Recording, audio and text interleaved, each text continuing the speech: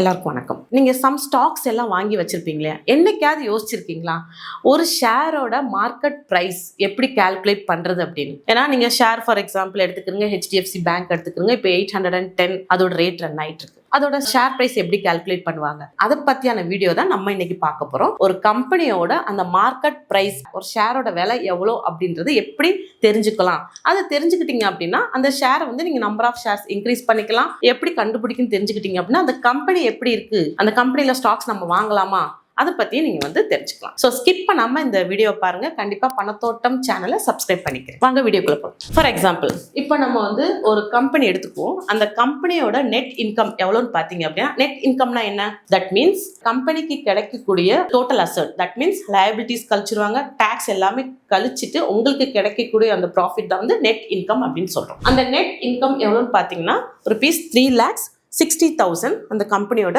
Net income.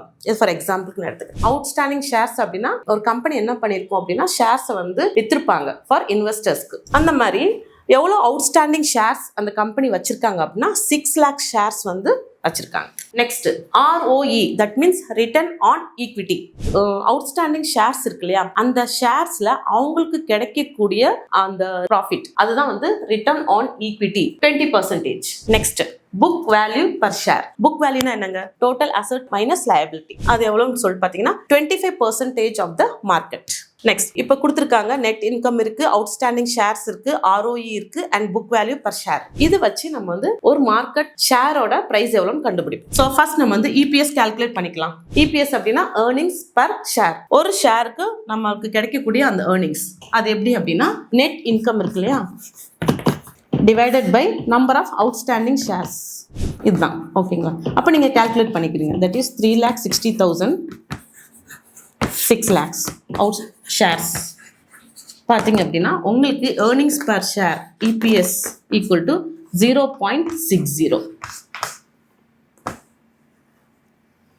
Earnings per share. Okay, இப்போ நம்ம இது கண்டுபிடிச்சாச்சு. இப்போ நம்ம நெக்ஸ்ட் என்ன பண்ண போறோம், புக் வேல்யூ. தட் மீன்ஸ் எவ்வளோ நம்ம வந்து இங்கே கொடுத்துருக்காங்க 25% ஆஃப் த மார்க்கெட் எவ்வளோ அப்படின்னு நம்ம பார்ப்போம். இங்கே என்ன கொடுத்துருக்கோம் அப்படின்னா ROE.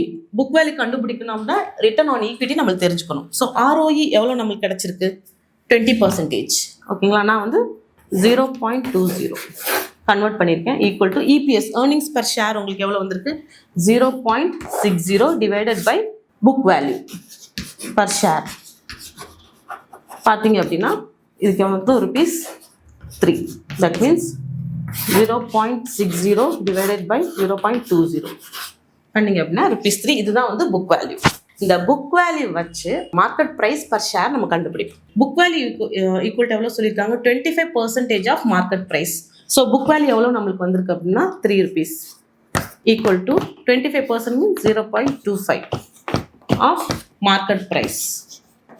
So market price equal to 3 by 0.25 that is equal to ₹12.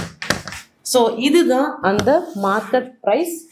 இப்படித்தான் ஒரு கம்பெனியோட மார்க்கெட் ப்ரைஸ், ஒரு ஷேரோட விலை எப்படின்னு சொல்லிட்டு கண்டுபிடிக்கிறார். இதில் நீங்கள் வேணும் அப்படின்னா ஸோ இந்த மார்க்கெட் ப்ரைஸ்க்கு ஏற்ற மாதிரி நீங்கள் நம்பர் ஆஃப் ஷேர்ஸ் வந்து நீங்கள் வாங்கிக்கலாம். இந்த வீடியோ உங்களுக்கு வந்து கண்டிப்பாக யூஸ்ஃபுல்லாக இருக்கும் அப்படின்னு நினைக்கிறேன். இதே மாதிரி நிறைய நீங்கள் வந்து கால்குலேஷன்ஸ் அப்படின்னா ஒரு கம்பெனியோட ஸ்டாக்ஸ் தெரிஞ்சுக்கணும், அதோட லயபிலிட்டி தெரிஞ்சுக்கணும், இல்லை அதோட வந்து நெட்வொர்க் தெரிஞ்சுக்கணும் அப்படின்னு நினைக்கிறீங்கன்னா கீழே கமெண்ட் செக்ஷனில் வந்து எதை பற்றி உங்களுக்கு தெரிஞ்சுக்கணும்னு சொல்லிட்டு கமெண்ட் பண்ணுங்கள். அதுக்கான வீடியோஸை நான் வந்து கண்டிப்பாக எடுக்கிறேன். இப்போ நம்ம மார்க்கெட் ஆல்ரெடி பவுன்ஸ் பேக் ஆயிடுச்சு. 3 days பார்த்தீங்க அப்படின்னா நிஃப்டி வந்து 24,400 கிட்ட இருக்கு. சம் ஸ்டாக்ஸ் நீங்க பார்க்கலாம். ஒன்று இன்வெஸ்ட்மெண்ட்டா மியூச்சுவல் ஃபண்ட்ஸ்ல பண்ணுங்க. அப்படின்னா ஸ்டாக்ஸ் வாங்கணும்னு நினைக்கிறீங்க அப்படின்னா ஸ்டாக்ஸ் அனலைஸ் பண்ணிட்டு ஃபார் எக்ஸாம்பிள் நீங்க பார்க்கலாம், எனர்ஜி செக்டர்ஸ் பார்க்கலாம், AI ஸ்டாக்ஸ் பார்க்கலாம். எனர்ஜி அப்படின்னா சுஸ்லான் எனர்ஜி நீங்க ஒரு just go through and so இந்த மாதிரி அண்ட் பேஸ் மெட்டல்ஸ் இருக்கு இல்லையா, அதில் காப்பர் பாருங்க, கோல்ட் சில்வர் ஆல்ரெடி ரேலி ஆகி அப்ல தான் இருக்கு. நெக்ஸ்ட் காப்பர் மாதிரியான செக்மெண்ட்ஸ் எல்லாமே நீங்க பாருங்க.